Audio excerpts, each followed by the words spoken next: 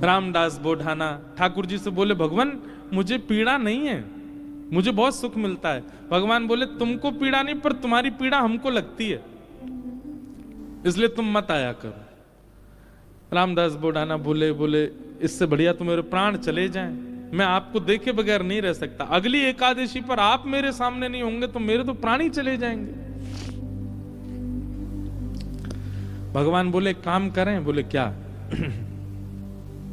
हम तुम्हारे साथ चलें, तुम्हारे गांव, वहीं रह ले, तुम्हारे पास ही। एकादशी क्या तुम हर दिन हमको देख लिया करना। रामदास बोढ़ाना घुटनों पर बैठ कर रोने लगे, बोले, हे द्वारिकेश, ये कैसी आज्ञा कर रहे हैं आप? ये असंभव है, बहुत दीनहीन गरीब व्यक्ति हूं, मेरे घर में खप्पर भी नहीं है, कहां रखूंगा, कहां बैठाऊंगा? और ये तो आप बस बोल रहे हो ऐसी प्रेम, बस ये हो नहीं सकता। ठाकुर जी ने तुरंत अपनी पोटली दिखाई, बोले, हमने पहली तैयारी कर रखी है, देखो अपनी पोटली बांध रखी है, इसमें सारी पीतांबरी धरी हमारी, मुकुट वुकुट ये सब टिपारा विपारा सब धर के चल रहे हैं हम। बढ़िया द्वारिका में हमारी बहुत अच्छी व्यवस्था हो रखी है, सब ले चलेंगे, तुमको कुछ नहीं करना पड़ेगा, इसी से हमारा श्रृंगार कर दिया करना। रामदास जी बोले, आप सच बोल रहे हैं क्या? ठाकुर जी बोले, हम सच बोल रहे हैं, हम चलें तुम्हारे साथ, वहीं रहेंगे, तुम्हारे पास ही, रोज देख लिया करना। रामदास जी बोले, फिर द्वारिका का क्या होगा? ठाकुर जी बोले, हम जहां बैठ जाएं द्वारिका वही है। और रही बात, जब एक साथ हम 5 रूप धारण, हजारों रूप धारण कर सकते हैं, तो 2 रूप भी धारण कर लेंगे। आज तक तुमने एकादशी जिस रूप को देख करके की है, वो रूप तुम्हारे पास रहेगा, यहां एक दूसरा व्यवस्थित हो जाएगा। रामदास जी को पूरी तरह यह विश्वास हो गया कि ठाकुर जी मजाक नहीं कर रहे, ये सच बोल रहे हैं, ये चलेंगे मेरे संग। नियम का फल ये मिलता है। देखो, एक नियम को जब व्यक्ति तत्परता से करता है तो ठाकुर जी ऐसा देते हैं उसको। कई लोग कह देते हैं एकादशी पर भूखे रहने से भगवान को कोई, इससे थोड़ी प्रसन्न होंगे भगवान। ठाकुर जी प्रसन्न नहीं होते हैं, पर आपकी तत्परता ठाकुर जी देखते हैं। आजकल बच्चे ऑफिस जाते हैं, ऑफिस का टाइम क्या 9 बजे, अब कोई आवे 9:30, कोई आवे कोई आवे 9:45। अब उसको सब लोग, जो टाइम पे आने वाला बच्चा, उसकी सब मजाक उड़ाते हैं, बोले तू भी क्या पागल है, 9 ही बजे आ जाता है बिल्कुल। अरे सैलरी ले रहे हैं, मेहनत करनी है, ठीक है, टाइमली, ठीक है, थोड़ा आधा पौना घंटा ऊपर नीचे चलेगा, लेकिन वो बालक कहता नहीं, ये मेरी तत्परता, मैं 9 बजे ही आऊंगा। और वो 9 बजे आने वाला बालक, वो कभी ना कभी उसका जो बॉस होता है ना, वो खुश होकर के कुछ तो उसको देता है, उसको थोड़ा अपग्रेड कर देता है। सिंसियरिटी आपके कार्य के प्रति आपका स्वामी देखता है। ऐसी भक्ति में भी सिंसियर होना बहुत जरूरी है।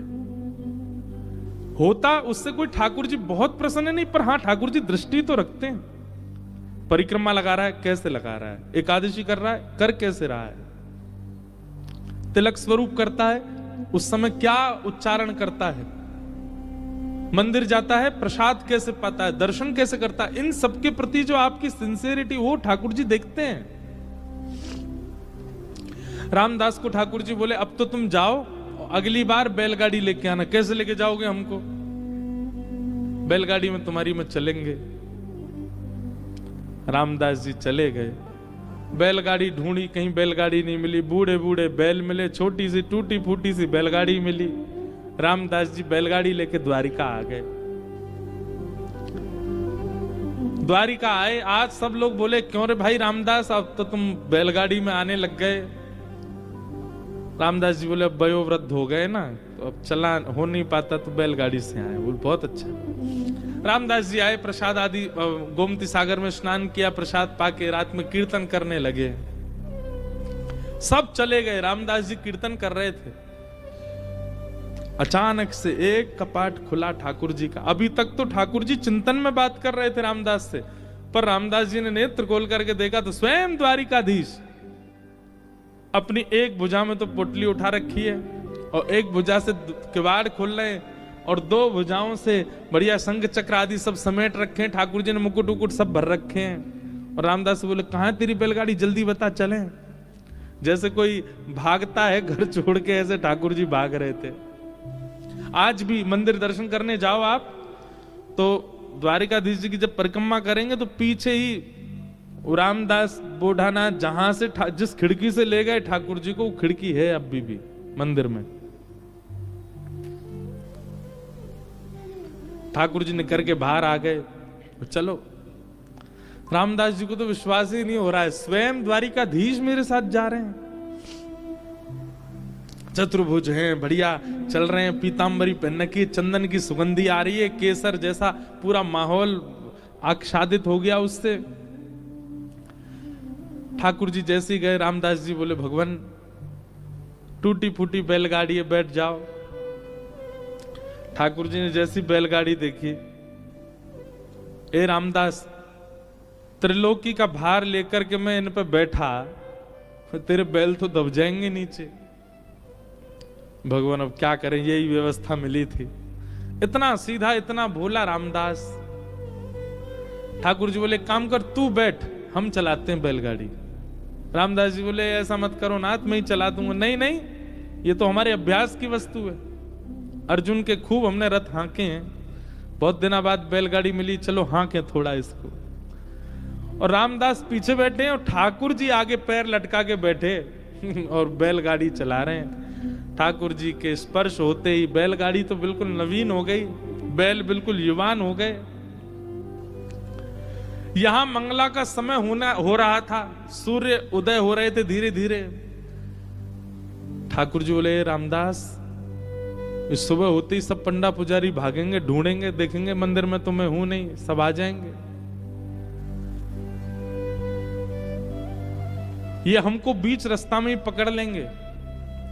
तभी थोड़ी दूर ही पहुंचे थे, वहां एक बाबरी थी, एक सरोवर था।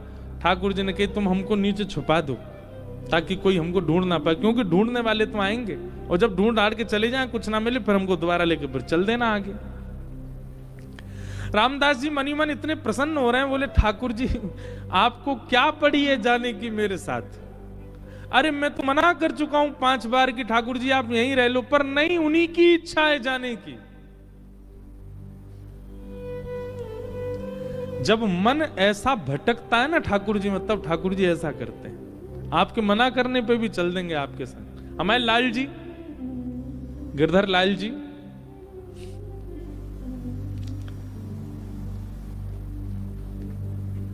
ये ऐसे ही आए हमारे पास।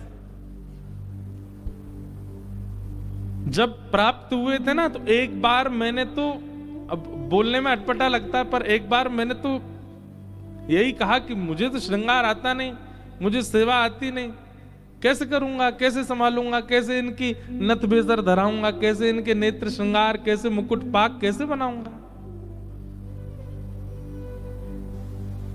ये अभी जो ये स्वरूप दिखा आपको, दिखा उसमें, ये साल में एक बार हमारे गिरधर लाल जी जगन्नाथ जी बनते हैं, तब का स्वरूप है, रथ यात्रा वाले समय पर। ठाकुर जी को जगन्नाथ, और जो वैसे रूप है वो वाला भी दिखाओ जो सामान्य है। सामान्य सबने देखे ही हैं, श्रीनाथ जी के रूप में हमारे लाल जी हैं, और नेक्स्ट से हैं, छोटे से, पर ये आए स्वयं, और ये स्वयं ही आते हैं, आप नहीं लेते हैं।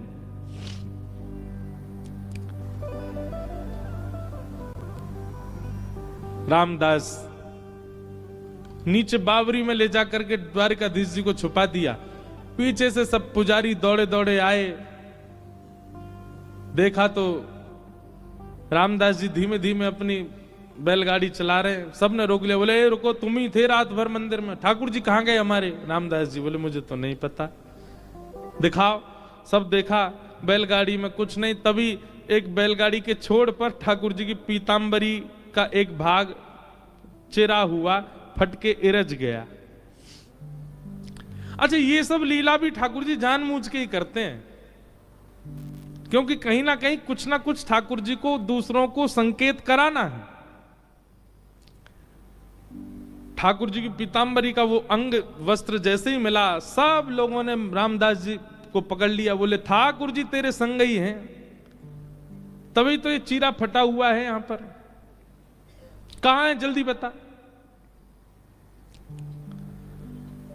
उन्होंने मना किया तो सबने उनको मारना शुरू कर दिया, इतना मारा इतना मारा इतना पीटा, बेचारे अधमरे से हो गए, बस श्वास चल रही है, बाकी तो नेत्र बंद हो गए, सुध बुध चली गई, गिर गए धरती पर। पुजारियों ने देखा, बोले ये तो अधमरा हो गया, ठाकुर जी कहां हैं, ढूंढो।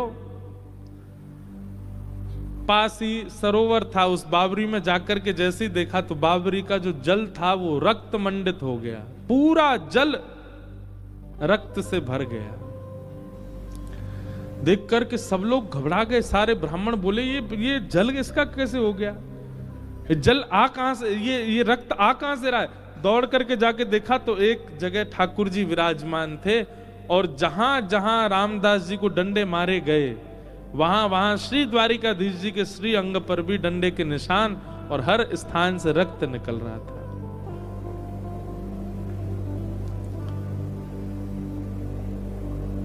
सब पुजारी जी चरणों में गिर गए, सब ब्राह्मण देवता बोले भगवान ये क्या हो गया, बोले ये क्या हो गया, मेरे भक्त को मारते हो, मेरी इतनी आराधना करी, मेरी इतनी सेवा करी, इतना अर्चन किया, उसके बाद भी ये नहीं समझ पाए कि मेरे भक्त और मुझ में कोई अंतर नहीं है। सब क्षमा याचना करने लगे। ठाकुर जी बोले अब कुछ नहीं होगा, अब तो हम रामदास के साथ ही जाएंगे और वहीं रहेंगे। और ठाकुर जी